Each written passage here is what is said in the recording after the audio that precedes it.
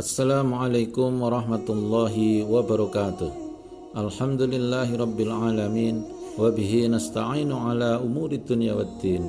Wassalatu wassalamu ala sayyidil mursalin Sayyidina wa maulana Muhammadin wa ala alihi wa sahbihi ajma'in. Amma ba'du. Sahabat Fakta Islam yang dirahmati Allah subhanahu wa ta'ala, ada pertanyaan yang menarik yang perlu kita jawab dan bahas secara rinci, yaitu bagaimana istri bisa mendapatkan laknat dari para malaikat dan penduduk langit. Sahabat, tolong bisa disimak sampai akhir, karena ada penjelasan yang begitu penting di akhir video, sehingga khawatir apabila terlewatkan bisa menimbulkan kesalahpahaman. Sahabat, tak seorang pun menginginkan untuk dilaknat, sama halnya dengan seorang istri. Akan tetapi ada seorang istri yang akan menerima laknat apabila melakukan hal ini. Apa itu dan bagaimana ceritanya? Nabi SAW bersabda, "Idza ta'arrajulu imra'atahu ila firashihi fa'abat, falam ta'tihi fabata wa huwa ghadbanu 'alaiha, la'anathal malaikatu hatta tusbiha." Artinya, apabila seorang suami mengajak istrinya ke tempat tidur, lalu istrinya menolak sehingga suaminya tertidur dalam keadaan marah kepadanya, maka para malaikat melaknatnya hingga pagi hari. Hadis riwayat Ahmad. Sahabat, ada beberapa hadis dari riwayat lain yang memiliki esensi yang sama, namun redaksinya sedikit berbeda. Mohon disimak penjelasannya karena ini sangat penting, sahabat. Dalam hadis di atas dijelaskan bahwa seorang istri akan dilaknat oleh malaikat, dan dalam redaksi lain oleh para penduduk langit apabila ia menolak ajakan suami untuk ke tempat tidur atau berjima, sehingga membuat suaminya marah atau tidak ridho. Pertanyaannya adalah mengapa bisa seperti itu? Ada yang mempertanyakan, masa urusan ranjang atau syahwat sampai berakibat laknat dari malaikat dan penduduk langit?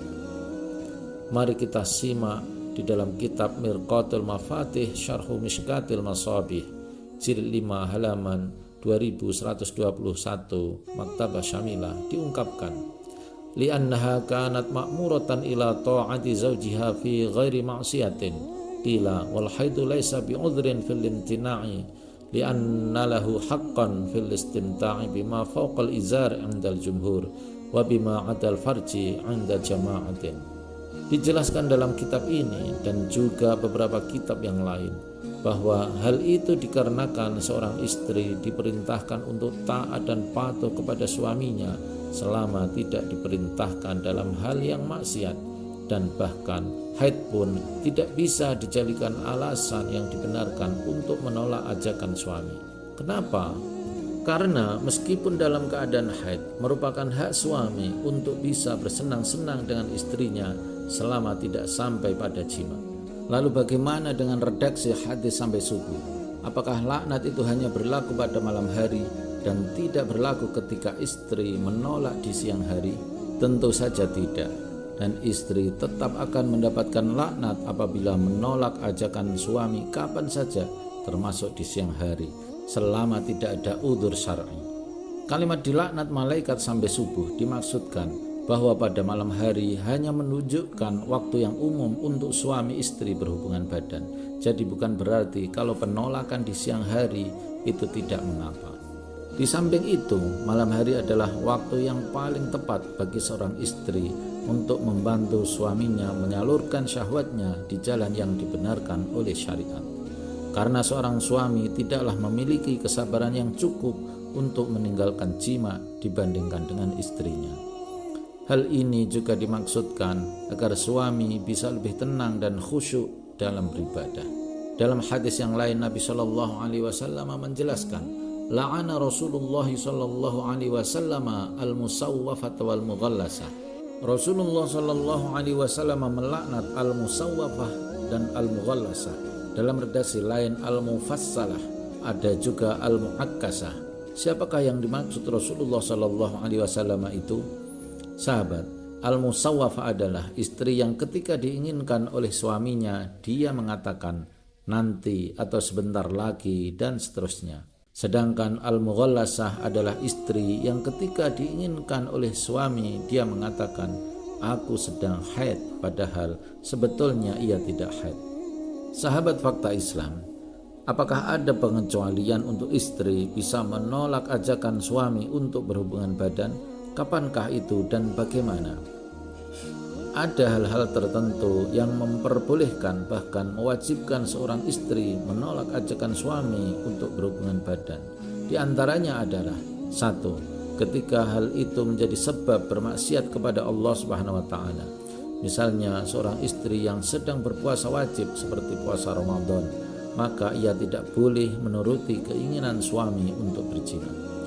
Yang kedua, menimbulkan doror atau bahaya atau menyakiti istrinya apabila menuruti suaminya untuk berhubungan intim. Misalnya istri dalam keadaan sakit dan akan menimbulkan dampak yang lebih buruk bila ia menuruti suaminya. Yang ketiga, ketika istri tidak dinafkahi oleh suami. Dan nomor 3 ini terjadi khilaf di antara para ulama. Menurut Imam Ruyani, istri tidak diperbolehkan untuk menolak ajakan suami melakukan persetubuhan. Sedangkan menurut Imam Al-Baghawi, istri diperbolehkan untuk menolaknya, tetapi hal itu menyebabkan pada hilangnya kewajiban suami untuk memberikan nafkah pada hari itu. Dalam kitab Raudhatul Thalibin juz 9 halaman 78 disebutkan, walau aradal istimta'a biha qala Ar-Ruyani laisa lahal man'u wa qala Al-Baghawi lahal man'u wa huwa aqrab wa la syakka annaha idza mana'at nafsaha minhu la tastahiqu nafaqatan muddatal limtina'i fala tathbutu dainan 'alaih. Artinya, seandainya suami ingin melakukan persetubuhan dengan istrinya, maka menurut Imam Royani istri tidak diperbolehkan untuk menolaknya. Sedangkan menurut Imam Al-Baghawi istri diperbolehkan untuk menolaknya, dan pendapat ini yang lebih dekat. Dan tidak ada keraguan bahwasanya istri di saat melakukan penolakan tidak berhak untuk mendapatkan nafkah dan itu tidak menjadi hutang kepada suami. Sahabat, pada akhirnya meskipun suami memiliki hak untuk bersenang-senang dengan istrinya selama tidak ada udzur syar'i kapan saja, namun seorang suami pun harus bijaksana dalam hal mengatur hubungan intim dengan istrinya dengan dasar kesepakatan di antara keduanya. Ini adalah hal yang terbaik sehingga tercipta keharmonisan dalam keluarga. Di samping itu, ia harus memperlakukan istrinya dengan baik, wa ashiruhunna bil ma'ruf, dan tidak boleh semena-mena. Demikian, mudah-mudahan keluarga kita selalu dalam lindungan Allah Subhanahu wa taala dan betul-betul menjadi keluarga yang saling mencintai, menyayangi, hidup rukun dan damai dalam lindungan Allah Subhanahu wa taala. Wallahu a'lam bishawab. Wassalamualaikum warahmatullahi wabarakatuh.